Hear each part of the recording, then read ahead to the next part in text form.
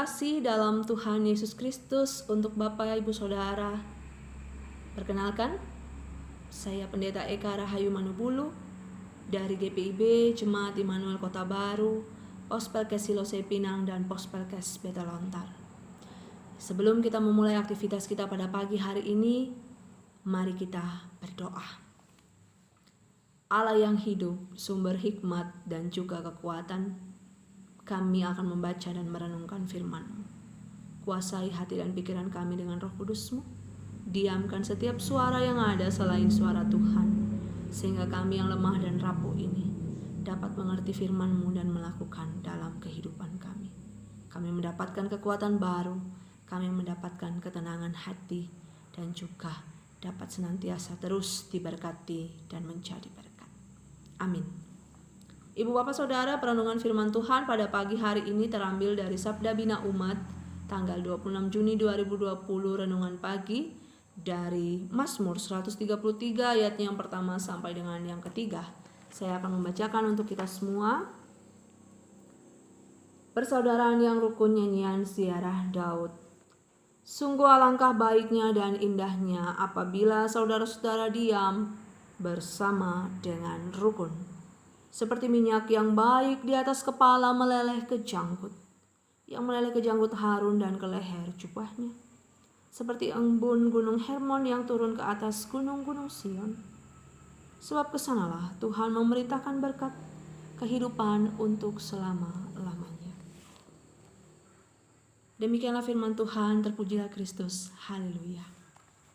Perkenankan saya untuk membuka renungan pada saat ini dengan menyanyikan ilustrasi 5 jari. Seperti ini bunyinya. King, king, king, kelingking, coba patahkan si jari tengah. Aku tidak mau kalau memang dia tidak salah. Jawab jari telunjuk, jari tengah yang paling tinggi. Jawab si jari manis, janganlah main hakim sendiri. Betul, itu betul, jari tengah saudaramu juga.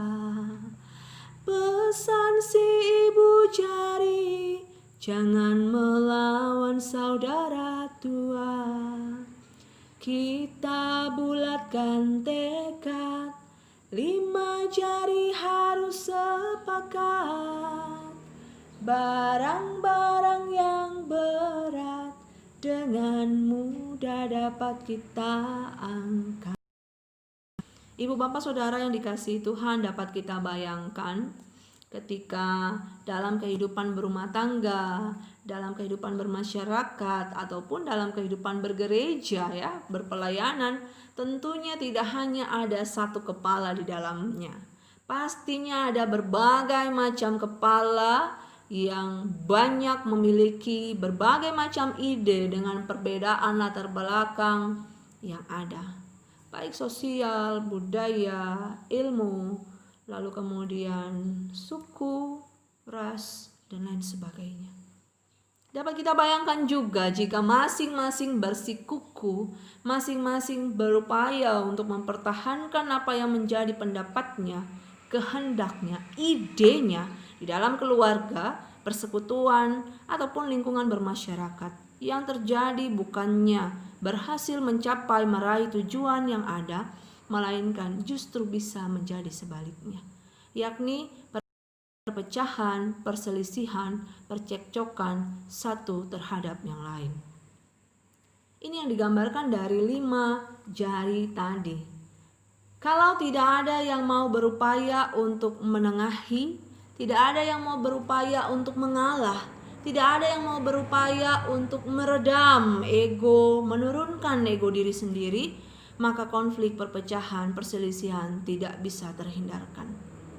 Daud dalam hal ini menyampaikan bahwa sungguh alangkah baiknya dan indahnya apabila saudara-saudara diam bersama dengan rukun. Ada apa? Mengapa rukun itu menjadi sesuatu yang baik dan indah? Rukun adalah hal yang baik dan indah karena di dalamnya ada jaminan berkat Tuhan.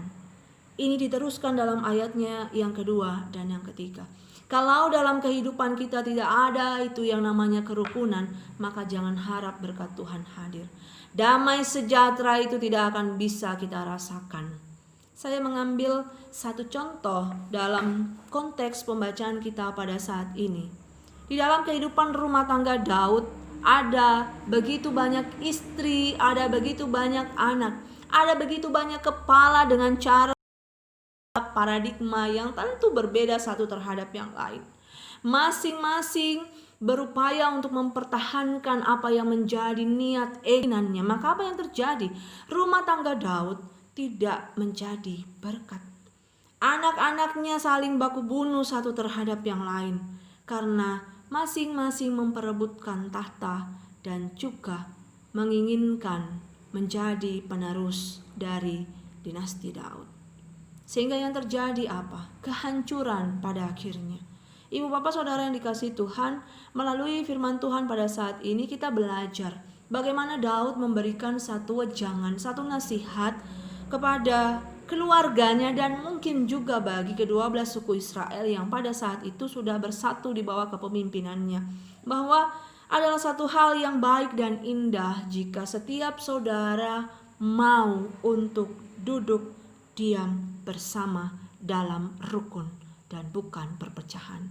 Ini menuntut adanya kesediaan, kerelaan untuk mau belajar saling menerima, saling memahami, dan mau untuk saling membangun, saling memberikan kontribusi positif di dalam membangun persekutuan yang hidup di dalam kehendak Tuhan.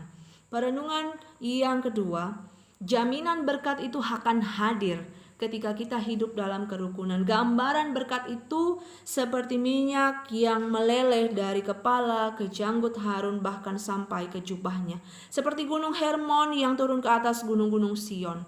Maksudnya adalah Bapak Ibu Saudara, kita bisa memberi satu aroma seperti minyak urapan ini, baunya harum, wangi, tercium oleh setiap orang yang ada di sekelilingnya pada saat itu dalam penabisan para imam. Maka ketika kita sebagai persekutuan, sebagai keluarga Kristen dapat hidup saling rukun bersaudara satu terhadap yang lain, disitulah kita dapat memberikan aroma, menyatakan kemuliaan Allah bagi sesama dan di mana Allah mengutus kita. Kalau kita memberikan aroma yang manis, yang wangi, memberikan rasa yang baik dan sesama bisa melihat, maka nama Tuhan pasti. Namun jika sebaliknya, konflik, perselisihan, cekcok, saling curiga terus-menerus kita bangun, maka yang terjadi adalah kita menjadi batu sandungan dan tidak memuliakan nama Tuhan. Jaminan berkat itu ada, tercurah dan tidak akan pernah habis. Inilah yang menjadi perenungan yang ketiga.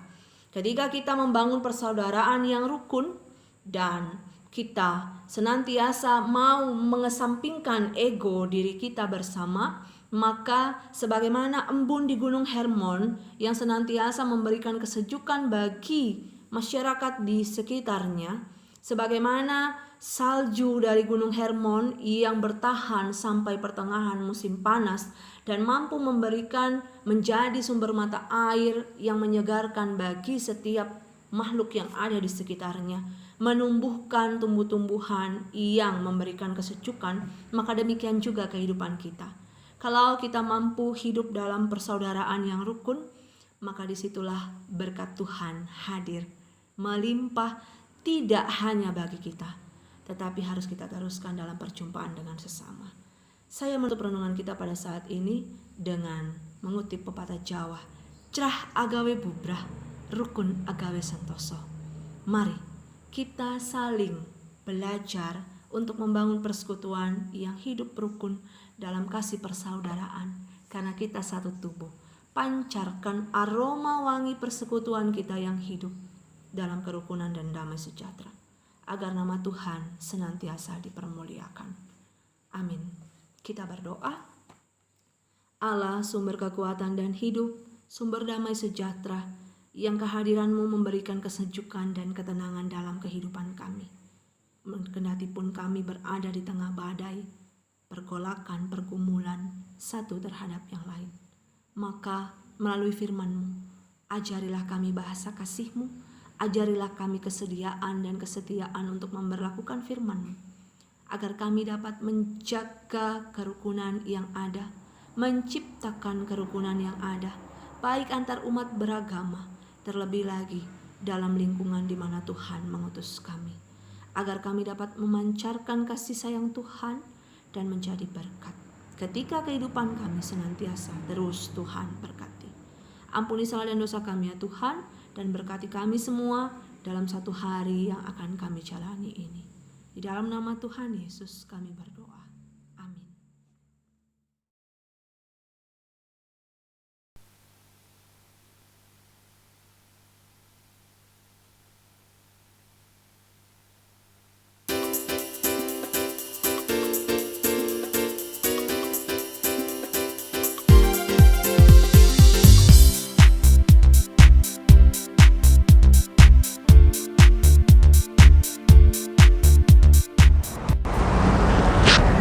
Jemaat dan seluruh netizen yang dikasihi Tuhan, terima kasih sudah mau terlibat aktif dalam berdonasi di rekening Satgas COVID-19 Sinodal GPIB. Jangan pernah lelah untuk saling membantu. Kami masih mengharapkan dukungan, doa, dan material untuk tugas ini, karena perjalanan kita masih panjang. Terima kasih, Tuhan Yesus memberkati kita semua.